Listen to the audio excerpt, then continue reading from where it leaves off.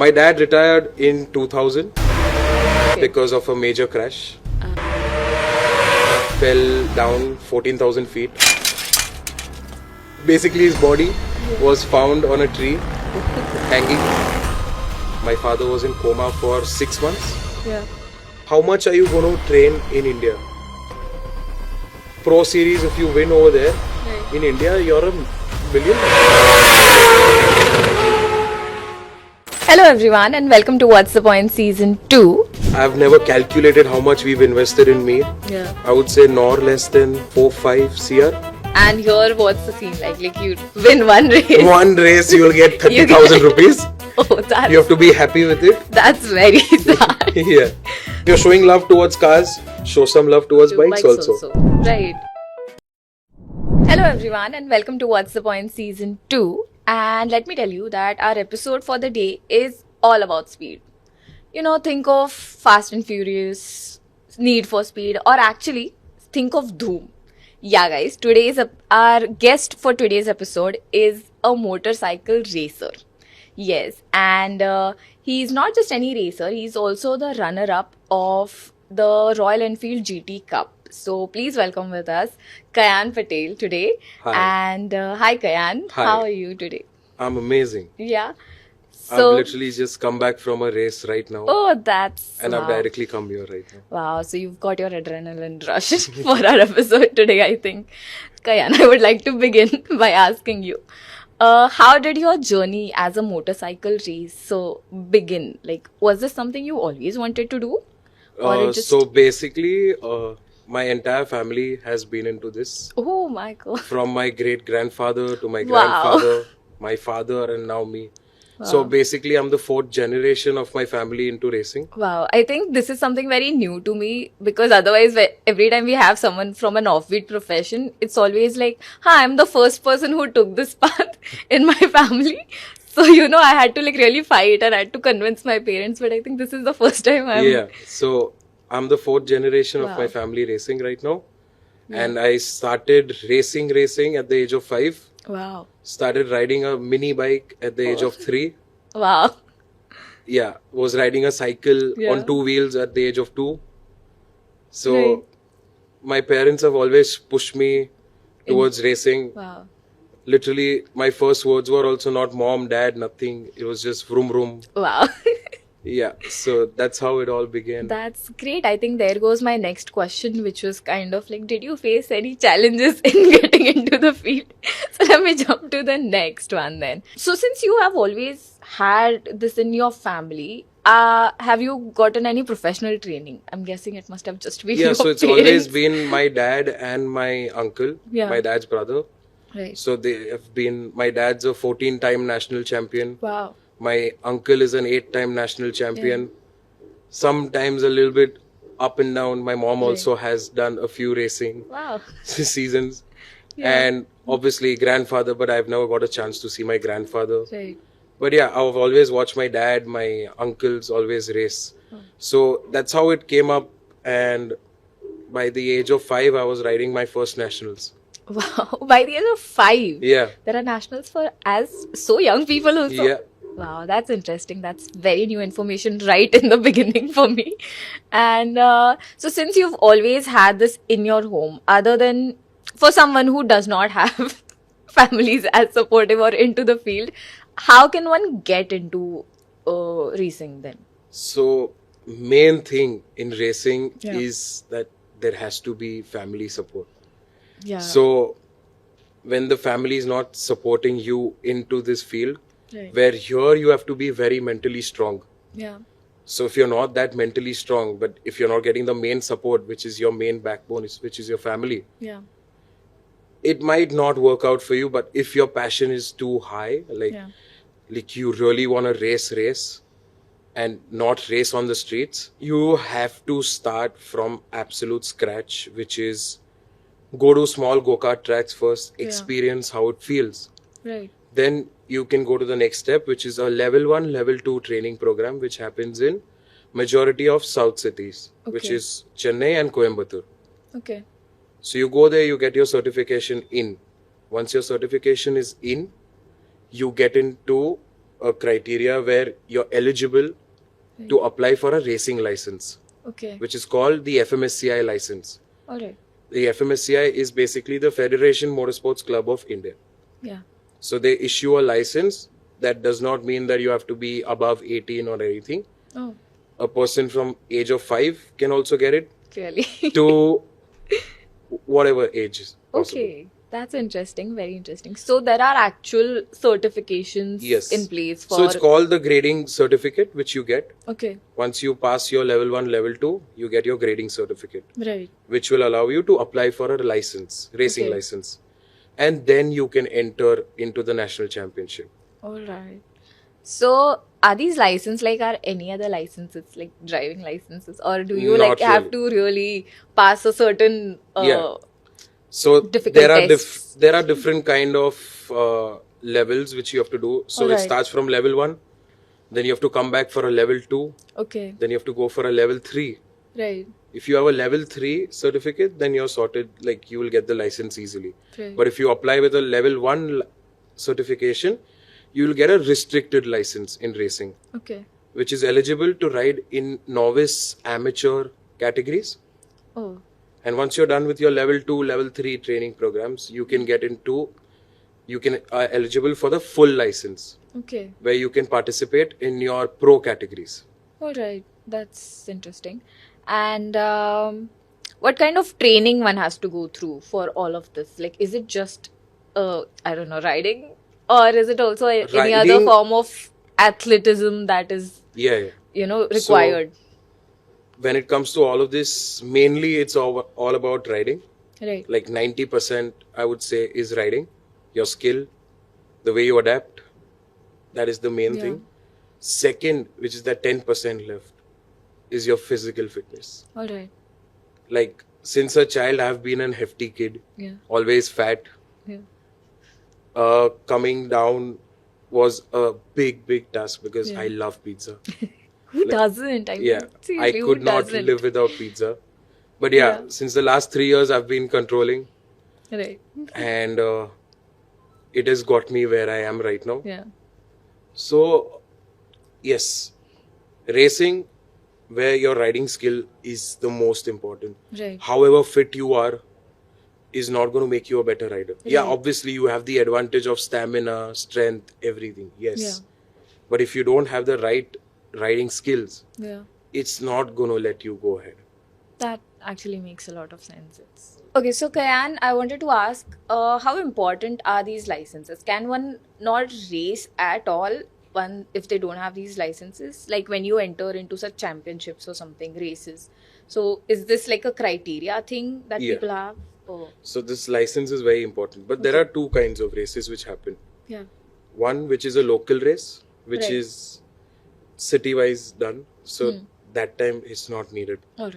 It's like a Sunday fun day race. So these licenses are not needed. Right. But if you want to enter in the national championship, then this is compulsory. Okay. Likewise, with the license, you compulsory have to have a high risk insurance with you. Of course. I mean, a minimum claim of 20 lakh rupees. Oh. I mean, I understand it is because it's kind of a risky, it's one of the most riskiest sports. It's a risky profession, risky sport. And have you ever had any, accidents, injuries? Oh, yeah. Multiple. Yeah. Yeah. I've broken multiple bones. Oh. Collarbone twice. Recent 4 months ago, shoulder dislocation. Yeah. Hairline fracture at one go. Femur hairline crack. Spinal cord injuries. Yeah. Then forearm bone broken. Yeah. Keeps going on. Keeps happening. It's a daily thing. I still have my stitches here also. I have head injuries. Alright, then what does it take for you to recover? Does it ever affect you mentally, physically? So yeah, obviously. Yeah. So does it take a toll on you? Have you ever thought, maybe, has it ever made you feel like, why am I into this? Like honestly, each crash has made me more motivated to come back stronger. Yeah, like it takes a while when you break a bone. Like at least minimum of 4.5, 5 months of proper recovery. Right. Because physically, this sport is really demanding. Right. Like, you have to be strong. Yeah. Like, a percent off also is going to put you back. Like, you literally have to be on your peak always when you're in this sport. Correct. So we are racing from June onwards. Our championship starts from June. Right.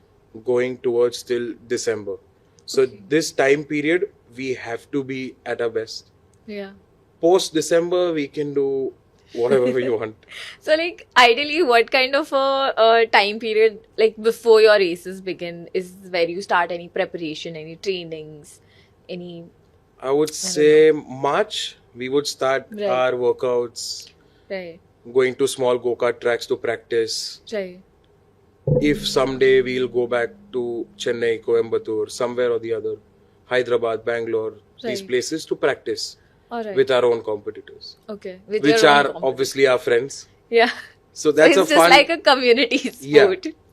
But there is a part which is very important in racing, obviously, where once that helmet is on a race weekend, you have to completely forget that the opposite person is your best friend, father, mother. I wouldn't care Yeah. because I'm there to win.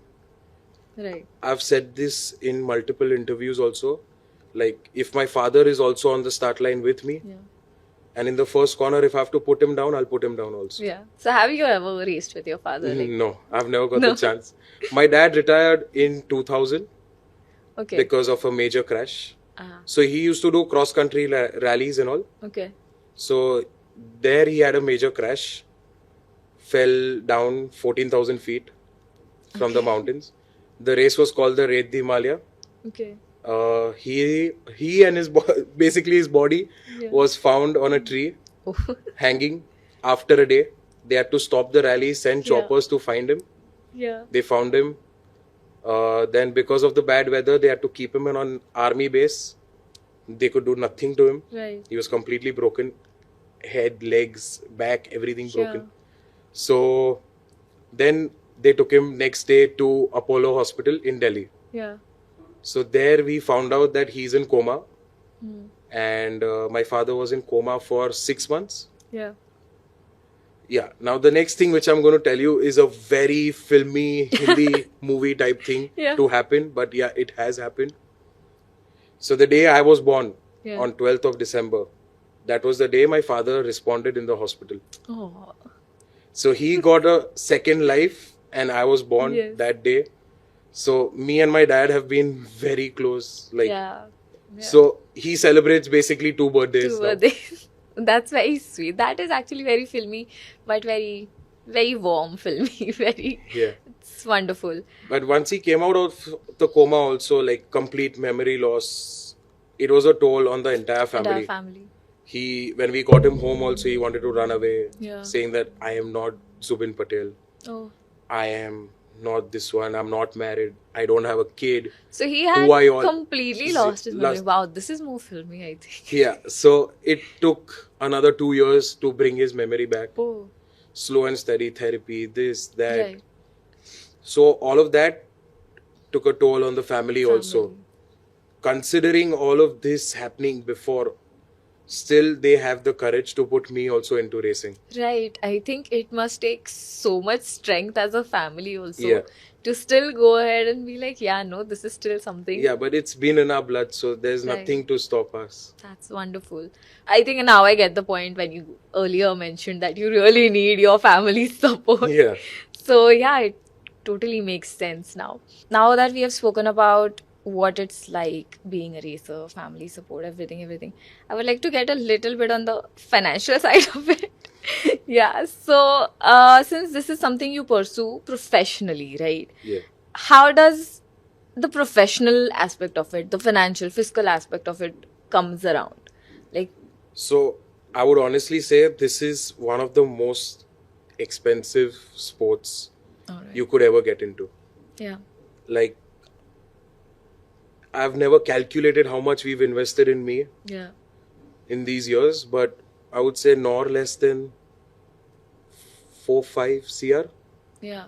With the trainings, crashes, flights, stays, bikes, to everything possible in all these years. That's the minimum amount which you would need. Like for a total investment, like if you're a good rider, Right. if you get picked up in the first 3-4 years, then you're good. Like you'll save a lot of money. Right. But I switched from dirt racing to road racing. Okay. Right now. So I was racing from the age of 5 to the age of 20. Yeah. In dirt. Okay. Which is called motocross racing, where we have jumps and all. Right. Yeah. So I used to do that. Then I was always a person who loves speed. Yeah. So I wanted to stop this. But my entire family was into motocross and rallying. So before, I didn't have a say. Yeah. Because I was a kid. Right. But once I turned 20, I was like, that's enough. I'm not going to do this. So I think that's where your rebellion began. Even though your family was supportive. Yeah. But फिर भी field change करनी है. Field change करना है. But yeah. Yeah. Once I switched, the support which I got before obviously reduced a little. Because this is something I'm the first in my family doing, which is road racing. Yeah. So they really do not understand much. Like obviously they understand the racing aspect, the racing terms which I'll talk to them in. Right. But coming from dirt to road is something very new for them also. Right. So making them understand also is a task. That shift. Yeah. Even though they were into racing. It was a task for me also, shifting from one to this. But this road racing thing, when I switched, it really worked out, picked up for me. Won a lot in these years. Like, it's my third year this year. And in 2 years of this switch, I've got more or less than 50 podiums. Wow. That's wonderful. And still more to come now. I've just started my season, so. Oh, that is wonderful. And so when you mentioned earlier that if you get picked on earlier, so by picked on you mean by some brand? So there are these companies. Right. Bike companies, obviously. Companies, okay. So there's Yamaha, KTM, right. TVS. So TVS is basically the only factory team available in Indian racing. Okay. Otherwise, they are all these satellite teams from KTM, Yamaha, which are helping other teams with the name, like other names. Like currently, I'm racing for Yakuza Racing in the national championship, but it's supported by Yamaha. All right. So we only use Yamaha bikes for racing right now. So then once a company picks you, is this like the investment part that you're speaking? Then the company will take care of all your so once you start winning, you put your place where you belong. You've reached the pro category. Okay. No one's going to invest in you once you're an amateur, novice, this, intermediate. Right. No one's going to put in money into you. Once you switch to pro, that's when, to reach pro also, you have to win certain amount of races to reach pro. Like you have to become like a runner-up champion or something like that to reach the pro category. Okay. So there is also an eligibility there also. Right. So in the novice, amateur categories, you have to be in the top 3 the people in the championship to reach pro. Okay, it is an expensive sport. So in the initial, you have to still constantly prove yourself to reach a certain point where someone else is investing you and not you. So first it comes out as you will get a free ride from the company, where you don't have to pay the team to ride for you. Like first in the start, when you're riding your amateur days or something like that, you have to pay an amount which is like 2.5-3 lakh rupees for the year, where they will help you with the bike, technical support, fuel, transportation of the bike, and service and everything. Rest, then again you have to take care of your flight, stay, food. So that section per round for these 4-5 days will cost you no less than 50K. Okay. Expensive. So there are like 6 rounds of the championship, which you have to go for. So then you can calculate 50 into 6 plus the 3 lakhs which you have to give the team. if you crash, you break something, break yourself, that's another additional cost. Right. Okay, so yeah, I get the whole expensive sport image, I think. And then once you're picked by some company and you've won these races, you're actually a pro, Yeah. and that is when the money will start rolling in for you then? Yeah, but in the start, you, like I said, you can just expect in the first year as a free ride. Right. Then in the pro series, once you start proving yourself, like you're good enough, you're on the podium every race. Right. Okay, you're human. You can fall, you can crash, you can Yes. break your bones, obviously. Yeah. But consistency, where here you have to show the company, then they can start putting in that paycheck where, okay, you deserve this amount, you're winning for Right. us, you're making our name, Right. you're helping the team to win also. Right. So they'll start providing you with a small amount first, which is Alright. like a 30-40K per round. Okay. But there are other championships like these Royal Enfield Cups where people who cannot afford national championship can come and race in the Royal Enfield, Okay. where you have to pay a lump sum of 20,000 rupees for the entire year. Oh. Yeah. So this year they are, for a change, they are paying for riders' flights, stay, food, and everything. Okay. So 20,000 rupees in today's time in racing is basically called as nothing. Yeah. Where every round your flight to stay to everything Right. has been taken care of. That's, yeah. So, like, when you mentioned these races, they go on for like from June to December. Yeah. So, what does the span or what is the timeline like? Like, are you racing every day, every month? I mean, I'm very, So I have absolutely zero idea June, about when this. once it starts, like you have to forget a week Yeah. in the month of June once you start. So that 1 week is completely dedicated towards your race weekend. Yeah. It's there. You're there only. Okay. Once you're back, then you're back to your own routine. Every month, once a week, you will have to forget a Oh, week. okay. So, like, it's Yeah. every month, ek week mein. So there'll this be year some it's something races. different. So like I've just come back from a race. I'm again leaving day after for another race. Okay. So there are times where you'll have back-to-back weeks also. Okay. So now So once it's not something that you are entirely occupied for Yeah. these 5, No, 6 no. months. It's in intervals. Yeah. All right. Okay. If someone wants to get into this, what would you tell them? Like, where should they begin? Like, what kind of, for you, it started in very initial days. Yeah. But for someone who is looking to get into this now, by when should a person start? What would you suggest So or recommend? in racing, especially starting early is very important. Yeah. Once you cross your 23s, 24s, it's going to be a little difficult for you to get in Okay. because already there are riders who started way before you. Yeah. Catching up to their pace now would be really hard. Right. Like in today's time, the competition is so high Okay. that starting now Yeah. to reach that level will take you no less than 4 or 5 years. Oh. Yeah. So like as early as people As can. early. Like Yeah. that's why if you see majority in the world, people as kids, they start racing at the Yeah. age of 4, 5. Oh. Like anywhere in the world. Yeah. Mainly like you have, once you want to start racing, your kid has to start racing at the age of 5. Yeah, obviously you can start now. If you're talented enough, you'll get podiums, everything. But if you start As early is the better. early the better. Yeah. And since you mentioned worldwide, what is the situation like racing wise, like as compared to in India, as compared to how it is globally? Like any Globally difference that you is see? very different. Yeah. So there is not like a single Indian up till now who's been able to reach the moto level, which is the World Series. Okay. Like there are riders who are there internationally also racing right now, Yeah. which is still the Asia level. There are Right. Asia Road Racing Cups. Yeah. There are cups which are happening in Thailand, Malaysia, all these. Yeah, they're good enough. They are high competitive races.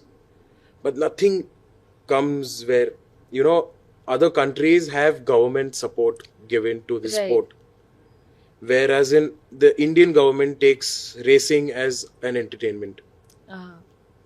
So when we collect our cash prize also once we win also, we are cut with a 30% TDS in our cash prize. Yeah. Yeah. But more of we get that entertainment tax, this tax, that tax. Okay. So in the start we think that, oh, we are going to get this much, but in the end we get this much. Yeah. So like it's a matter of how the sport is also not taken as seriously as it is globally. That's why MotoGP came in once. Yeah. F1 also happened once in India. Why? Because the government wants to charge them more with saying that this is an entertainment, not a sport. Right. So it's high here time it that, is not seen much of as a sport, just entertainment. Oh, that's sad. But slowly now it's picking up. Yeah. There are things happening a lot. Like right now for the motocross scene right now. Yeah. There is this new championship which has started called the ISRL, the Indian Supercross League. Okay. Where they are calling in riders from abroad. Okay. So this year there are going to be riders coming from 7 different continents to face the Indian riders. Oh. Salman Khan is apparently the face of that championship. Oh. Not heard of this, but I will check it out. So it's a very big thing. Yeah. Where again, here the government support comes in. Each race will be happening in stadiums. Okay. The stadium will be completely changed into a supercross track. Okay. So it's really fun to watch. Yeah. Like I went last year and it was amazing. Yeah. So that way, another championship is coming up this year for road racing. Okay. Which is the ISBL championship, the Indian Superbike League. Okay. It's the same concept, but for road racing, which is just going to come up. And then when you mentioned that there's going to be a stadium for this race, where do people race otherwise? Oh, all these national championships which keep happening for motocross also, the organizers will come in a week prior. Yeah. They'll get dumpers of like mud. They'll build a track in a week, and Saturday, Sunday, riders will come in, they'll race, and the track is destroyed. Oh. And then switch to another city, they'll go there, they make a track. That's what happens in the motocross scene. Alright. Whereas in road racing, there are multiple tracks already ready. Okay, so there are tracks. Yeah, there are tracks, but there's nothing in Bombay. Okay, nothing in Bombay. Nothing. So you have to only go to Coimbatore. Yeah, south cities mainly. Okay. Oh, that's sad. I thought there must be. There should have nothing. been in Bombay. I think there's everything in Bombay and this is in Bombay. And if you find a small space also empty, these builders will just build something. Yeah, true. So there's no space. Like the tracks which I race on are 4 kilometers long, 5 kilometers long. Right. Yeah, makes sense. Bombay does not have space. Yeah. And when you have to travel to these places also for races and everything, I think we already covered that you have to spend yourself. And sometimes the championships or the tournaments that are happening, they also pick it up. And how can one enroll in these? Is there any particular process? Like I said in the start also.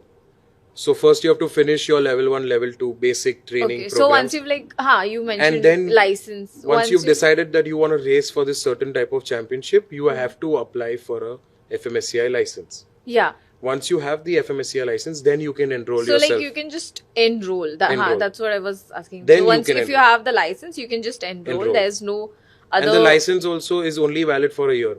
Okay. So you have to keep renewing that. So 1st of Jan to 31st December. Okay. After 31st December, your license is expired. Yeah. And then again on 1st or whenever you want to do it. You have to renew it again. You have to renew your license. The same process. And this license per year will cost you, the full license will cost you around 2,500 rupees. Okay. And the restricted one will cost you around 1,500 rupees. Okay. So it's cheap. That one is cheap, not as expensive. But doing level 1, level 2 is expensive. Right. So, in the end, it's expensive sport, guys. So, I would like to ask, like you mentioned that globally, the racing scene is far, far different. And in India, it is only considered as entertainment. So, if you had to list it out or just say it out, what changes the Indian government or the system here has to, bring in for India to reach, a particular level like the global first, they have to actually start considering this as a proper sport. Yeah. and not an entertainment.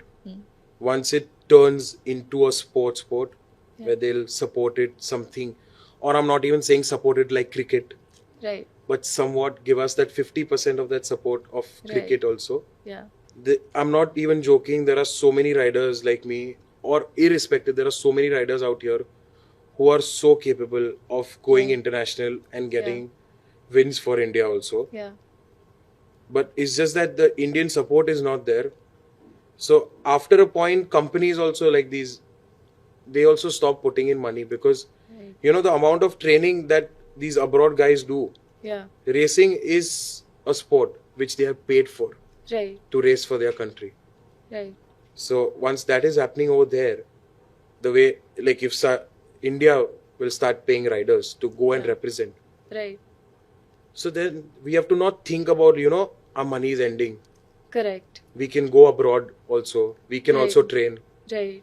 Reach levels as like you can become as fast as these people. Right now, Indian riders are considered as okay-ish riders. But reaching the global level will take us at least another 2-3 years if the government starts putting in money. Right, because then it somewhere hampers your training and your preparation for that kind of a race. How much are you going to train in India when you have to race globally? You will have to go to different tracks globally where all these races are going to happen. Correct. Get enough of track time, get enough of practice, training, physical fitness. Stay with those people over there who are already racing in those championships. Right. See what their life is. Right. Comparing our life to their life is completely different. These people do homeschool. Yeah. They do not go to school. Right. 24/7 they are always on the track. Yeah. They stay in these buses which have converted into homes. Like they completely switch their lives into racing. Right. That's their life. Racing is their life. So they earn from living races. Yeah, they're actually living, breathing. Yeah, everything is racing. They sell off their houses. They change their lives into these buses where they stay. They travel the world in those buses. Yeah. Go to different places, race, stay there, come back, practice. That's it. That's their life. A normal Indian cannot do that. Right. I think that's a very hippie thing for us to do. It's an ideology. Plus, staying in this Indian mentality where parents will someday come up with, beta, kuch kaam kar lo. Yeah. Go to work, earn some money. But where there, they don't have to worry about this at all. Correct. Because there, that government support is so much that you win one race in India, you are a crorepati. Yeah, honestly. Yeah. Like a good, proper pro series, if you win over there, in India, you're a millionaire. Wow. And here, what's the scene like? Like you win one race. One race, you will get 30,000 rupees. Oh, you have to be happy with it. That's very sad. Yeah. So, okay, I think there's something for our government. I don't know. We're not that popular, but if your voice reaches out there, we hope. Apart from other trainings, physical trainings, are there any particular skills, attributes, characteristics that a racer must possess? Oh yeah. Yeah. There's a lot to this. Main thing is with the physical aspect is always there. Like that's never gonna go. Right. But here in racing, if you're not mentally strong, oh my god, the riders themselves will only put you down. Yeah. They will come. The main thing is that they want to make you mentally weak. Yeah. If you're not mentally strong in this sport, forget winning. If you finish last also, it's a big thing for you then. Yeah. Being mentally strong in this sport is so important. Yeah. Like every time I walk into a track, no matter what, I am always with that mindset that I am the best. Yeah. Like there is no one close to me also. Okay. If I'm not going to walk in with that aspect or that mentality, boss, there are people waiting to put you down like in a second. That makes sense. So do you also spend a lot on therapy or something? No. No? Not a lot of therapy because life is enough. So, to like, give where you do you get therapy. this mental strength from? What is something that really keeps you going? That Is keeps the you constant strong? thinking of to reach the world level. Yeah. That constant motivation to push yourself every single day of your life. That one fine day, that that Indian national anthem has to play on that international podium. Yeah. Where our Indian flag is waving on the top. Yeah. That is one thing which has always kept me pushing myself to the limit every day. Yeah. And I've never stopped, irrespective being in a sling half of like 2-3 months. Still I've gone to the gym, still I've worked out, leaving. Obviously the accelerator of the bike is on the right, but still I will go and ride a bike with my left hand like this. There's nothing going to stop me being on a bike or stopping myself to go work out. This sport is always going to be demanding. Right. These international riders, when they crash, they break their bones. You see them within a week.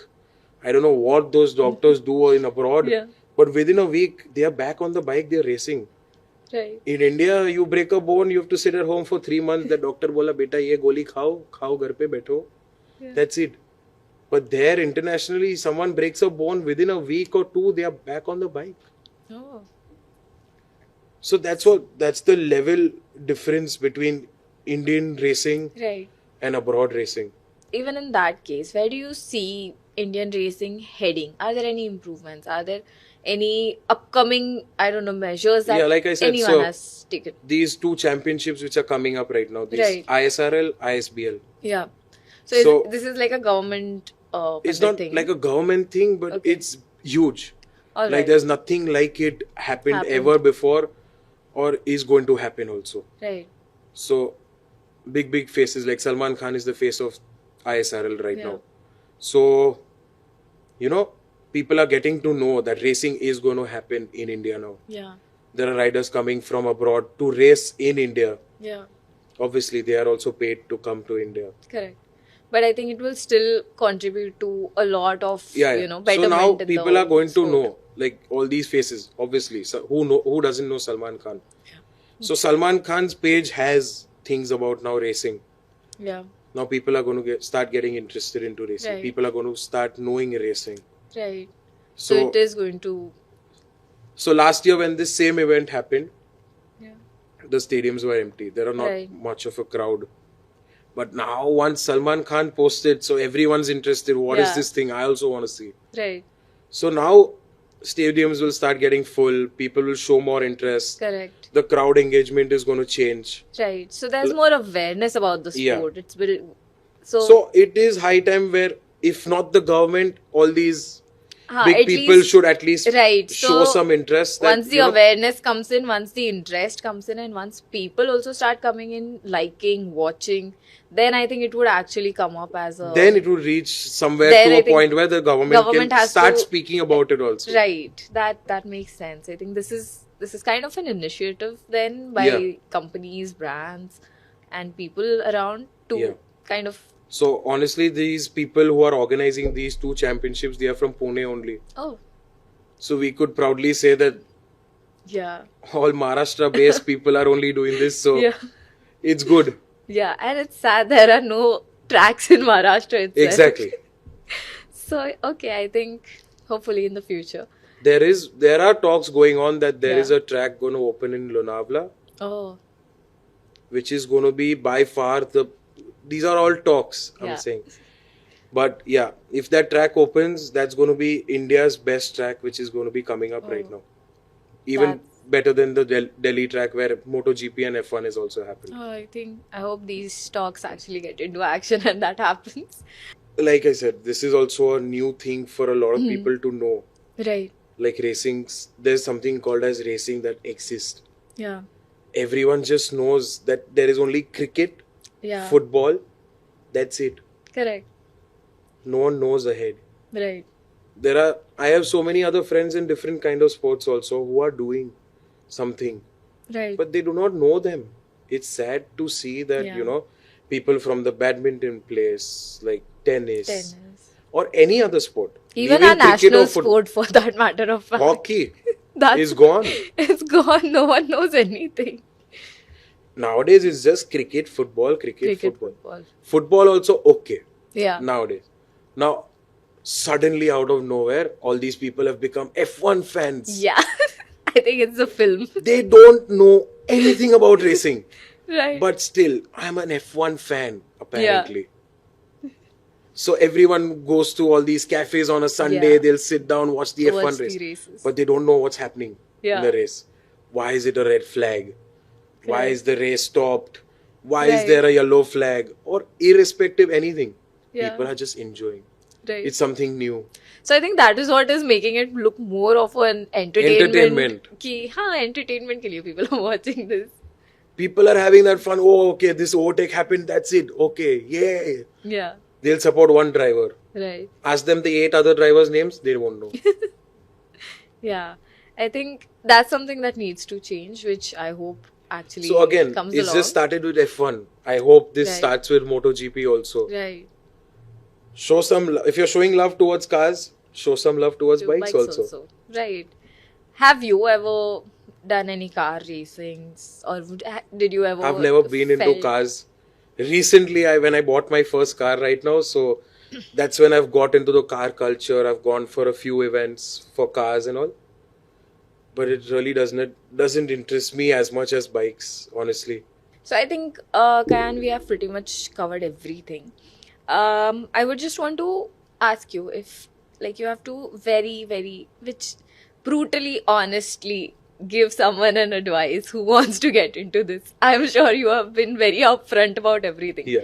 But one piece of advice, if you have to leave our audience with, brutally honest, what would it be? Honestly, if you don't have the money, don't even think about racing. Yeah.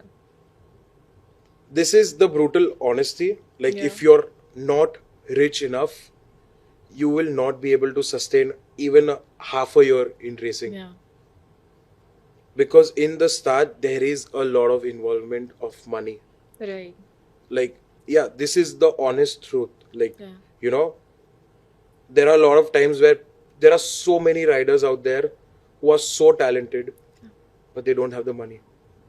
Right. Where, again, it comes to the point where this sport is not recognized. That's where people do not, like me, as a point right now, I still approach people for sponsorship. Right. But when I approach different kind of companies like builders or irrespective anyone, they are like, what are we going to gain out of racing? Yeah. I tell them I'm going to do branding, marketing, this, that for them. But they are like, what are we going to gain out of racing? I'm a builder. Yeah. Now, I said that then if you are putting in money to put a sticker of yours on a cricket bat, what are you going to gain out of that? Exactly. And that's when they shut up, all these companies. Yeah. What are you all gaining? No, we are getting marketing from them. That's what I exactly said. I'm going to do the same thing for you.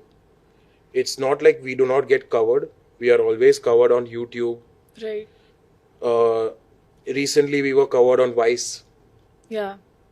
So there are all these other platforms which are taking initiative to come in and cover races also. So that way, that's what I'm saying. It has to be recognized first. Correct. And mainly to the people who really want to start, if your pockets are full, then only think about entering racing. Otherwise, don't even think, because now the sport has become so expensive. Correct. Like a basic thing like a glove, which is like scrutinized by our officials in the racing field, that each glove will also cost you a minimum of 10,000 rupees. Oh. Yeah. So makes sense. Yeah, buying a suit right now at this point with the safety aspects and everything come into the new suits, a single suit will not cost you less than 80,000 rupees. And 1 or 2 crashes and that suit is done. You cannot use it again.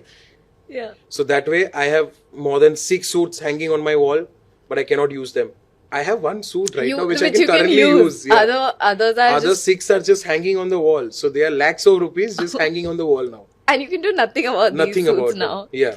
I can max to max use these suits on small go-kart tracks for practice, where when you crash over there, nothing's going to happen. Yeah. But on bigger tracks, when we are racing at more than 200 kmph plus, that's the time when you need those proper suits. Ones. Yeah. And is that also an eligibility or a criteria thing where you have to have these proper gears also? Yeah. Because safety. Safety. In national racing, obviously, they are not compromising, because after the recent incident again happened in racing right now, where we lost a very sweet kid who was 12 years old. Again, getting stuff, racing equipment, safety gears into India again is a problem, because the government wants to charge us for everything. Right. I was just going to say. You can say. Yeah. So they want to charge us. So getting gear in, we have to pay 110% duty on everything we buy. 110. 110% of duty. And 128% if you want to import a bike here for racing. So it's ridiculous. So that's where, these kids' helmets to get it in. Now this government has come up with this stupid thing where you have to have that ISI mark on that helmet. Yeah. Then only you can import it. Right. Or it's not eligible for India apparently. Yeah. That's why all these imported helmets have stopped coming in to India now. Because of the lack of that kid's helmet popped off while racing in the crash. Yeah. Another rider rode over him. And the worst part is that I saw it live happen in front of me. Oh my God. And there was nothing that we could do about it. And this is the brutal honesty about this sport. You would never know when is your last day in this sport. Yeah. Today you're alive, I'm sitting with you today. Yeah. Who knows, the next day I'm dead in racing. So this sport is very risky on a level where you don't even know when's your next day. So I think when one thinks of even entering this is so something it was we the should sad enter with a truth. thought. That time, before that, we didn't take the safety gear part so seriously. Like, हाँ okay, थोड़ा फटा हुआ है, थोड़ा glove फटा हुआ है, चलेगा, you can use it, stitch it. But after that incident, everyone understood how important safety gear is. Of course. So that's when people started flying down to Thailand, picking the gears up themselves and coming in. Oh. So like you can get the gears. You can get it here. Yourself. You cannot import it. You can't import. Like there are no buying happening around you. No. That's sad. All right. I think that's kind of a harsh truth we are left with today. Yeah. But I think that's necessary. And this was a wonderful chat, Kayan. That there Thank was you a for lot. calling me also. There was a lot I think I have learned today, and I hope you do great things. I hope you reach where you are, really aiming at. And I wish you all the best. Thank you. And thanks a lot for giving us your time. Thank you. And that was all, guys. This was a wonderful episode for me. I hope you felt the same. If you did, please make sure that you like, share, comment, and also subscribe to our channel. And don't forget to hit the notification icon because we drop episodes every Friday. And please don't miss on them. This is a wonderful episode, and so are going to be the next ones. Thanks a lot. See you next Friday.